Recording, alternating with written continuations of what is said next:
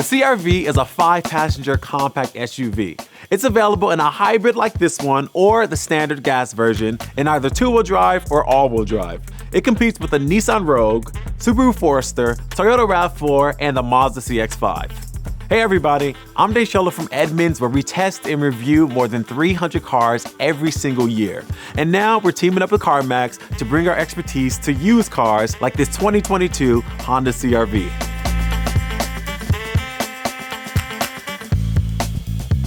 This version of the CR-V came out in 2017 and was on sale through 2022. In all that time, it was consistently #1 in Edmunds' best small SUV rankings. All the things that made it great when it was new are still true of used models like this one. Now, whether you got a small family or just need extra room, the CR-V stands out from the competition thanks to its huge interior space and clever storage, but we'll get to that later. On average, used CR-Vs cost a bit more than its competitors, like the Nissan Rogue we just reviewed. So what are you getting for your money? Let's start right here in the front of the CR-V. Now, as you can see, there's plenty of space in here, and I'm 6 feet tall. So if you're somebody who's shorter, there's a lot of room for adjustment, so you can find your sweet spot too. So in the mid-level EXL and higher trims, there's actually 2-position memory seats, which means that you and your significant other can both save your settings. I mean, how romantic is that? Now, the controls are laid out smartly, and even though the shifter up here on the dash looks a little funny, it creates all this room underneath for storage. Now, these cup holders can handle a big bottle like this one, and this bin between the seats has this handy shelf that you can actually move around or remove altogether, and there's enough room for a medium-sized purse too. Plus, there's little pockets indoors just about everywhere you look for every little small item you might be carrying. Now, the rear doors open wide, basically 90 degrees, which makes it easy to help little kids inside or to secure child seats. And the latch points are easy to get to. The back seat is roomy for adults and not just kids. The CR-V has air vents, cup holders, and roomy door pockets. So I've got me some AC and a place to put my drink. Now, like other compact SUVs, the CR-V is a little narrow, so you can comfortably get 2 adults back here fine, but a third in the middle will definitely feel squeezed. The CR-V is also roomy when it comes to cargo, like seriously. It has more cargo space than the Nissan Murano and a Ford Edge, which are both mid-size SUVs, a class larger than this one. You can lower this floor panel if you want to expand your cargo space, and if you need to carry something really big, pull these convenient levers here in the cargo area and the seat backs will fold down, but you have to manually bring them back up.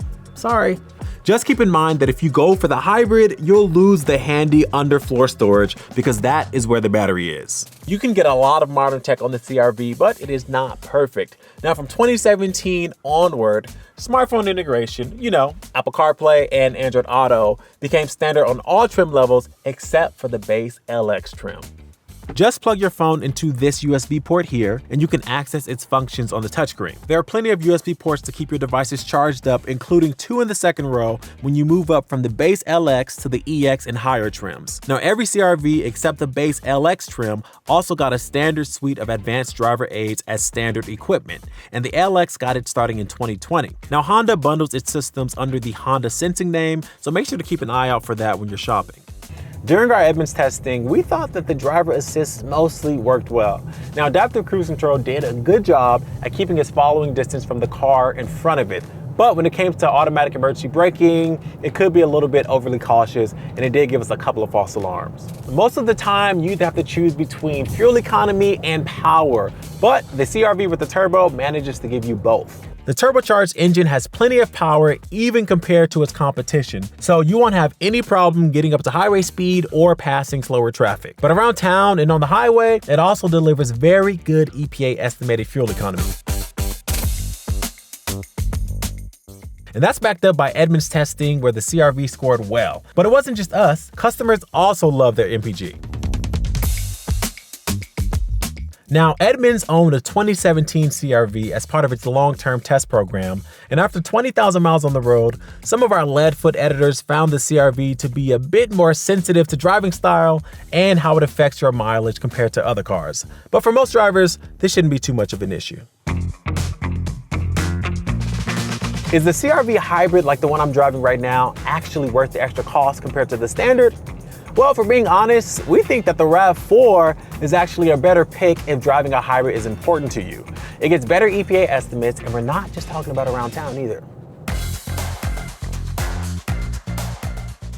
Well, let's start right here with the base LX. Now, this car is missing a lot of features, especially from 2017 to 2019. It had a lower power engine that actually got worse EPA fuel economy, and it didn't have Honda's driver aid system or smartphone integration. It's also lacking a lot of other creature comforts, like those extra USB ports. Now, to be fair, in 2020, it did get the turbo engine and the driver aids, but the LX never got Apple CarPlay or Android Auto. So if you can, upgrade to an EX or higher trim because you're definitely gonna want that smartphone integration. Otherwise, you're gonna be stuck with this tiny screen and these small buttons. Now, the upgrade to the touchscreen on the EX trim and higher isn't without its own issues. It's slow to react and it can be glitchy. The menu buttons are small and hard to tap while you're driving. But luckily, you don't have to use those when you're using Apple CarPlay and Android Auto. Now, Honda has a reputation for reliability, and this CR-V is no exception. It gets 4.5 stars out of 5 from RepairPal, an independent reliability tracker. And overall, it ranks 6th out of 29 different vehicles in the class. And you know what? That's pretty dang good. Now, a bigger potential issue are reports that gas can mix in with oil in some early models with the turbocharged engine. Now, that can cause the engines to wear out faster since oil and gas don't lubricate as well as just oil. Now, this is pretty rare, and it mostly happens in cold climates if you take short trips that don't let the engine get fully warmed up. Honda says it fixed the problem by the 2019 model year, and we've actually seen fewer reports from owners after that. Honda also extended the factory warranty on the engine on affected models to 6 years or 60,000 miles, so make sure to check the mileage if you're looking at an older CR-V with the turbo.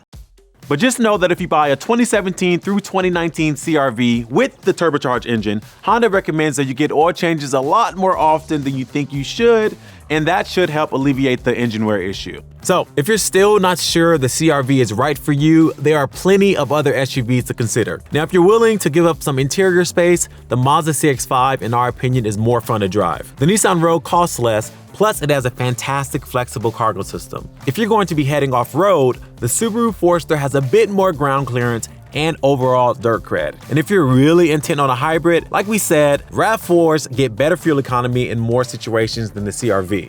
But a used CR-V has a lot going for it. Is it worth paying extra money compared to some of its competitors? That's up to you to decide in your budget, but you'll have a hard time finding someone to talk you out of buying a CR-V. What other used cars do you guys want to see us take another look at?